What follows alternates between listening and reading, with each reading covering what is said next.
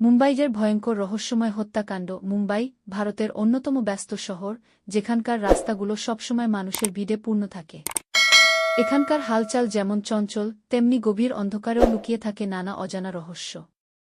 এক সকালে মুম্বাইয়ের একটি অভিজাত এলাকার বিলাসবহুল অ্যাপার্টমেন্টে ঘটে গেল এক ভয়ঙ্কর হত্যাকাণ্ড, যা শহর জুড়ে তোলপাড় সৃষ্টি করেছিল।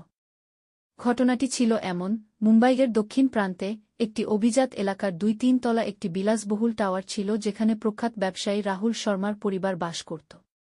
রাহুল শর্মা একজন সফল ব্যবসায়ী, তবে ব্যক্তিগত জীবন ছিল অনেকটাই রহস্যময়।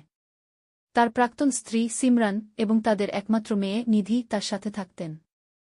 নিধির স্কুল ছিল খুব কাছেই, আর সিমরান কখনো কখনো সামাজিক কাজে ব্যস্ত থাকতেন। তবে একদিন সকালে ঘর থেকে একটি অবিশ্বাস্য কল আসে, রাহুল শর্মা মারা গেছেন। কি খবরটি পুরো মুম্বাই শহরকে স্তম্ভিত করে দেয়া। পুলিশ পৌঁছানোর পর তারা দেখতে পান রাহুল শর্মার মরদেহ তার শয়নকক্ষে পড়ে রয়েছে। তবে আশ্চর্যজনকভাবে তার শয়নকক্ষে কোনো সংঘর্ষের চিহ্ন ছিল না, কোনো লুটপাটের ঘটনা ঘটেনি।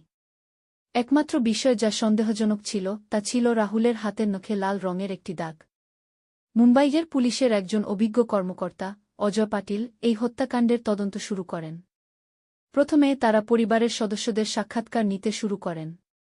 সিমরান, রাহুলের প্রাক্তন স্ত্রী, দুঃখ প্রকাশ করেন, তবে তার কথাবার্তায় কোনো সন্দেহজনক কিছু ছিল না। তবে নিধি, রাহুলের কিশোরী মেয়ে, কিছুটা অস্থির ছিলেন। তার চোখে আকাশের গভীরতার মতো এক ধরনের দুঃখ ছিল। তার মুখে কোনো কষ্টের কথা ছিল, তবে সে খুব শান্তভাবে সবকিছু বলছিল। অজয় পাটিল দ্রুত নিশ্চিত হন যে ঘটনাটি স্বাভাবিক নয়। নিহতের মৃত্যুর আগে রাতে টাওয়ারে কিছু অজানা কিছু ঘটেছিল। ততক্ষণে পুলিশের একটি টিম পুরো টাওয়ারটিতে সিসিটিভি ফুটেজ চেক করতে থাকে। তাতে তাদের নজরে আসে একটি অদ্ভুত ঘটনা।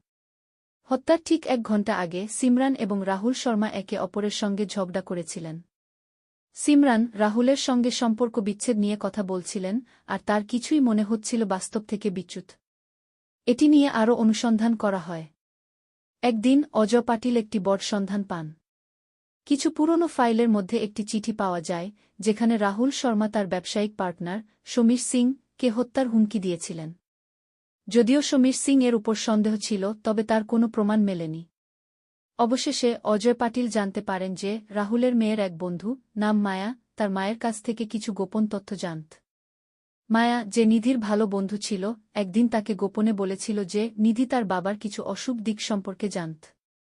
আরও জানতে পারে নিধি এবং তার মা সিমরান রাহুলের অতিরিক্ত খারাপ ব্যবহারের কারণে অনেকদিন ধরেই তার বিরুদ্ধে ব্যবস্থা নিতে চেয়েছিলেন। তবে সত্যটি ছিল আরও অন্ধকারে। নিধি স্বীকার করেছিল যে সে তার বাবাকে হত্যা করেছে, তবে এটি ছিল আত্মরক্ষা। রাহুল তার মেয়েকে অত্যাচার করছিল, এবং শেষ পর্যন্ত সেই অত্যাচারের প্রতিশোধ নিতে সে মাকে সাহায্য করে। এভাবে মুম্বাইয়ের এই রহস্যময় হত্যাকাণ্ডের পর্দা ওঠে।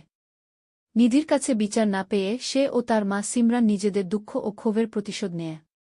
শহরটা আবারও চুপচাপ হয়ে যায়, কিন্তু তাদের মাঝে গা ডর্ক এক অজানা অন্ধকার চিহ্নিত হয়ে থাকে।